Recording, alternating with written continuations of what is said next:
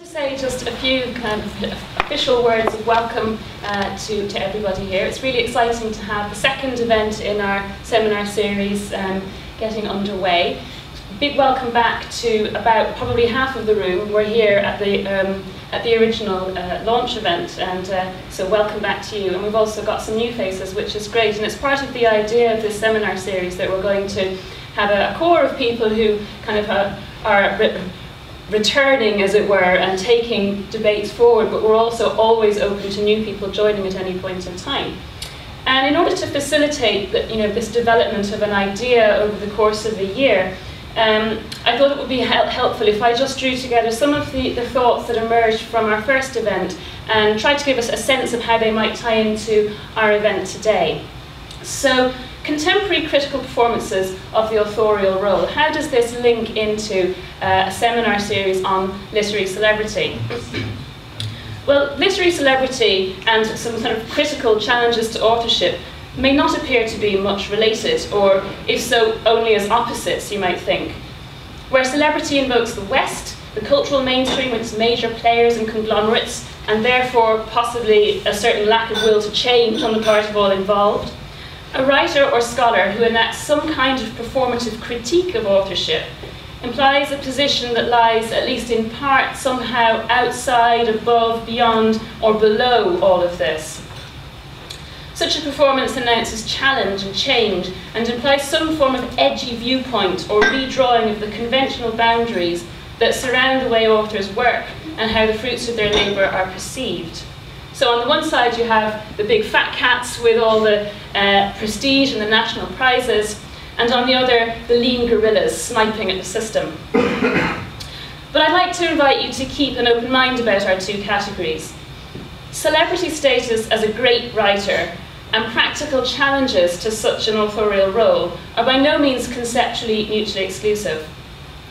Underpinning both is a concern with individual human agency, normative social processes, and the wider cultural impact of literary work, which are the guide themes of our research hub. In what follows, I'm going to trace how we've begun to develop these underlying concerns in respect of literary celebrity in our work so far, and encourage you to help us further develop the critical angles and challenges to Western literary conventions that we think lie at the very heart of the experience of reading and writing in the contemporary world. So what is literary celebrity? Most studies of celebrity as a cultural phenomenon will start with the observation that it is first of all an attribute in the history of the English language.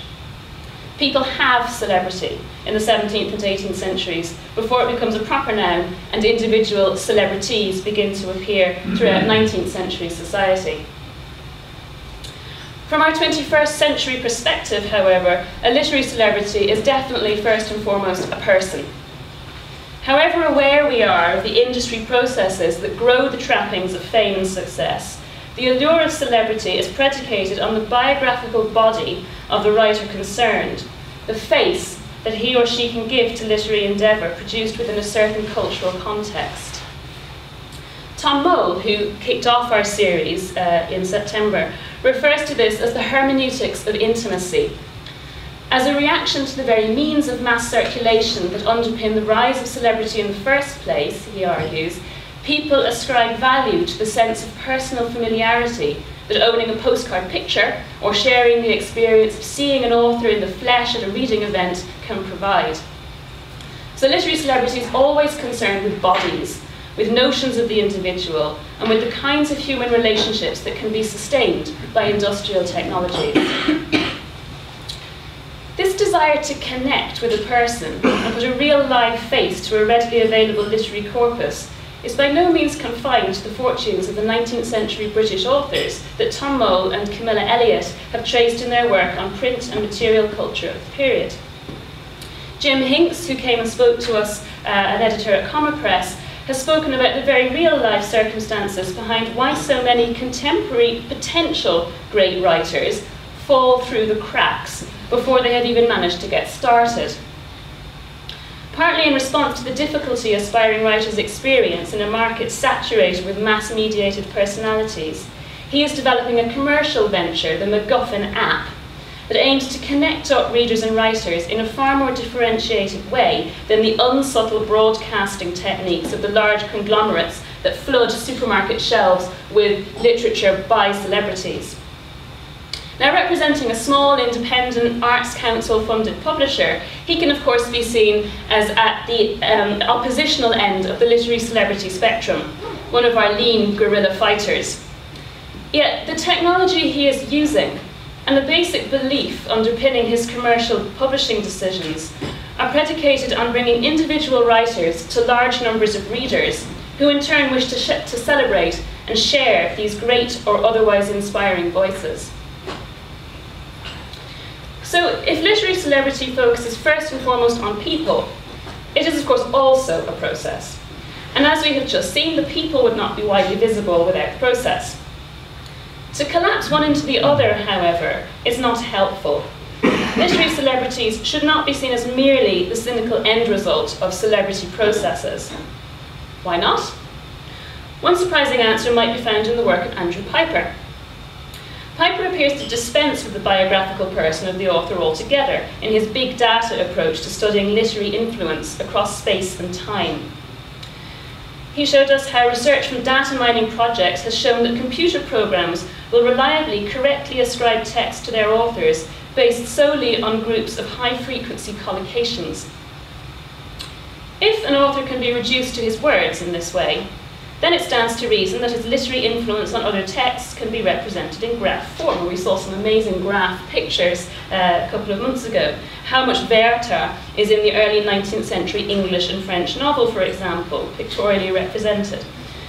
So the biographical body of Goethe, the literary celebrity, has become a literary corpus that mutates, expands and contracts as it comes into contact with other corpora and conventions.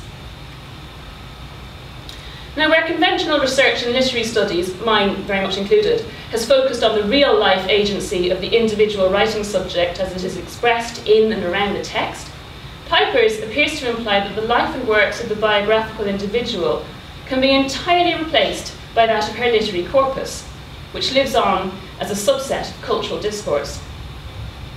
Yet conceptually, we are perhaps not so very far apart. Both attempts to quantify and qualify influence look at how words are programmed into a textual form that has an original programmer, the author, but which will reach an audience and be interpreted for posterity largely independently of this programmer, thanks to the modern-day infrastructure of communications. This process of getting out to a wider public and being refashioned as a result can be traced in the fortunes of a famous bunch of words, just as it can in the fortunes of a famous author figure. But inasmuch as we are still asking how literature gets out there and matters to the world, we still have the fat cats and the lean gorillas. We're just measuring their waistline a little differently, and perhaps beginning to challenge our own use of measuring tapes at the same time. Now, it would of course be perfectly possible to trace the material legacy of a literary celebrity's body, just as the literary legacy can be traced of his or her corpus, although different interdisciplinary technologies would be required. In fact, this observation brings us to the third aspect of literary celebrity. Along with denoting specific people and general industry processes, literary celebrity is also a product that lends itself to wider cultural appropriation. Significantly, however, the interplay between person and process remains so crucial within the concept that the kind of monumental ossification and subsequent crumbling that can quickly befall other kinds of celebrity seems less likely to happen. Unlike politicians or other important public figures, authors made tangible in marble and stone just seem to be able to represent so much more than their own specific body of work, while their literary corpora remain alive to challenge and change long after the biographical author's death.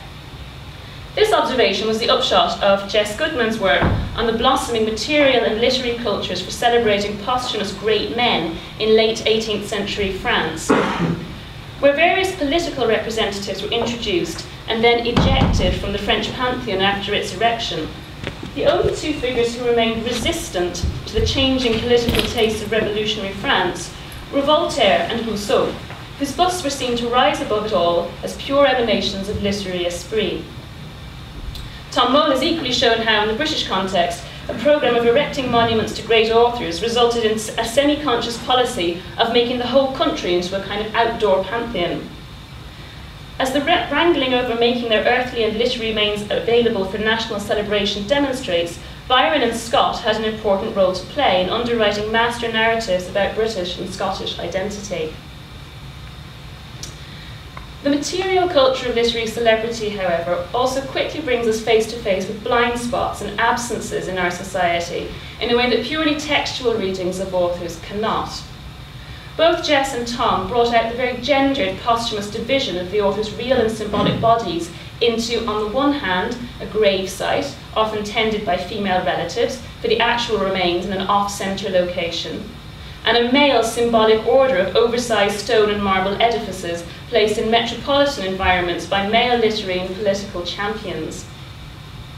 Meanwhile, Camilla's work is engaged in detail with the different imaging and paratextual conventions for the male and female writers who have gone on to form the backbone of the English language canon. While female authors such as Jane Austen or Charlotte Bronte were not widely picture identified until their often posthumous biographies, picture postcards of celebrated male authors circulated widely in their lifetimes, again underscoring the gendering of the urban context and the circulatory practices through which literature plays a wider social role. Studying literary celebrity, then, can quickly lead away from straightforward hagiography.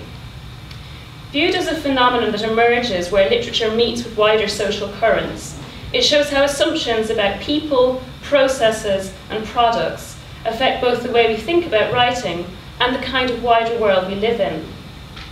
So even as the literary mainstream and its processes of veneration becomes apparent, it also becomes contestable. Indeed, if we follow Bourdieu and buy into some form of periodization of literature and literary movements, it more or less demands to be contested. Monuments cast shadows, and those shadows make us think. Thinking, listening, and critically reformulating ideas about literature in the light of its real-world context. These are also the key activities of our research hub.